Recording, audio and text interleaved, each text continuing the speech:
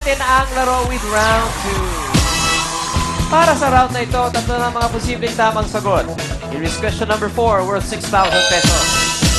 Ang tatlong posibleng tamang sagot sa tanong na ito ay toy cars, sapatos, robot.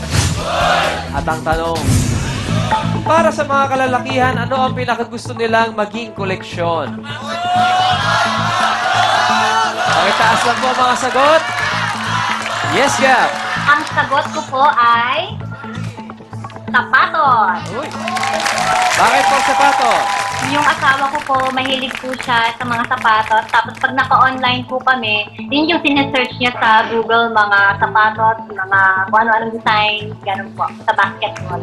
Salamat, Gab. Christine. Sapatos. Sapatos din, ha? Okay. Thank you, Christine. Hernani. Toy cars. Ba, naiba. O, bakit toy cars? Kasi ito lang yung toy na may scale model ang actual na sasakyan eh. So, mas maganda siya kolektahin. Alright, thank you, Hernani. Ang sagot, Let's Ask Pilipinas. Sapatos! 44%! Okay, pantay na pantay ang score ni Christine at ni Gabriel. Habol, Hernani. Ito na ang question number 5. This is worth 8,000 pesos. Ang mga posibleng tamang sagot. Pastillas. Pulboron. Cookie. At ang tanong, ayon sa mga guro, ito ang madalas na itinitinda sa fundraising events ng mga estudyante. Pakitaas lang po ang mga sagot. Tanungin natin si Christine. Pastilya. Bakit po pastillas ang tingin mo?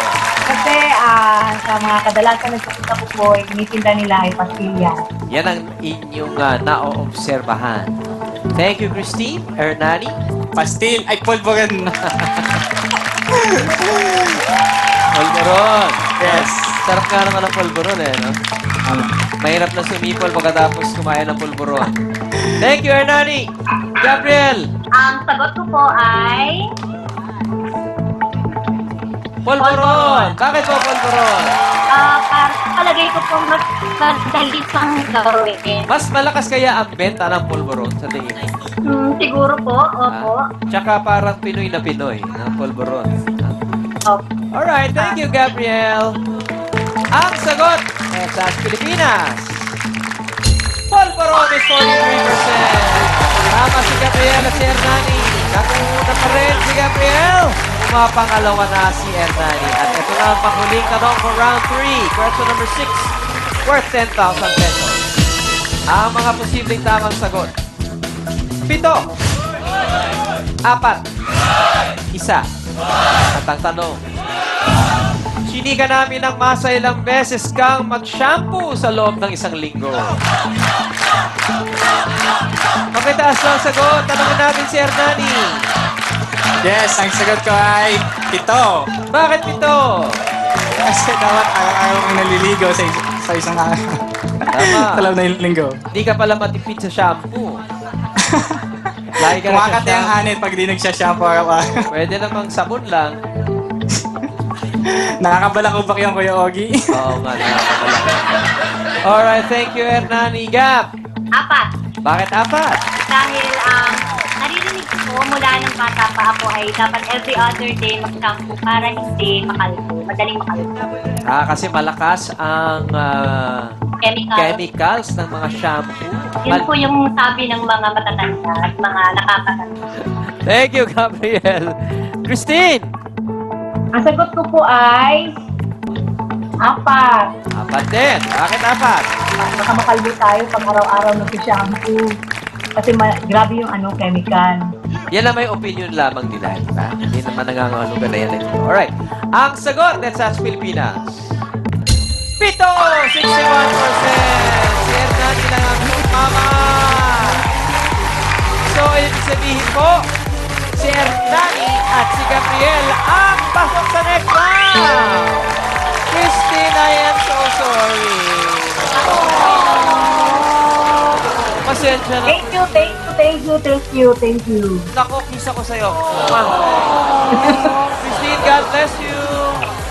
Po. Alright, bang pa po kay Christine. Mga kapatid, kasama pa rin natin sina Gabriel at Christine. And after round 3, isa sa kanila ang magwawagi at makikita natin sa jackpot round. It's time to begin round 3! Para sa round na ito, 4 na posibleng tamang sagot. Here is question number 7 worth 12,000 pesos.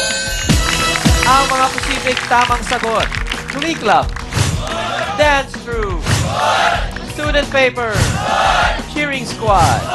At ang tanong, ito ang school organization na pinaka-paboritong salihan ng high school student.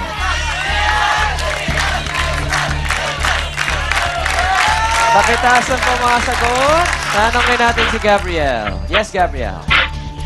Ang sagot ko po ay Glee Club. Bakit po Glee Club? So, mahilig ko kasi akong kumanta. Tapos, yung mga classmates ko at mga kilala ko nung high school ako, nag-uunahan makasali sa Glee Club sa mga ganyang klaseng organisasyon noon. Kaya, ito po ang pinili ko. Tama. Sadyang mahilig sa musika ang mga Pilipino. Hindi po ba? Okay. Diba? Parang lahat yata tayo kumakanta. Wala yata hindi Pilipinong hindi kumakanta. Thank you, Gabriel. Ernani! Yes, ang sagot ko ay Dance Troupe. Oy, dancer yata si Ernani. Bakit dance troupe? Kasi napakadaming kabataan na mahilig magsayaw. At magaling magsayaw din ang mga Pilipino. So, dance Totoo yan. talaga. Lahat yata magaling tayo, no? No. Medyo. Tama. Puso! Alright. Ang sagot, let's ask Pilipinas. Dance Troupe is 32%. 31% yung Glee Club. Magkalapit. Okay, medyo nang umusan na ni Ernani si Gabriel. Finally, here is question number 8 and this is worth 15,000 pesos. Ang mga posibleng tamang sagot. Hands. Feet. Lips. Eye. At ang tanong, baliw na baliw daw ang girls sa anong parte ng katawan ng basketball player?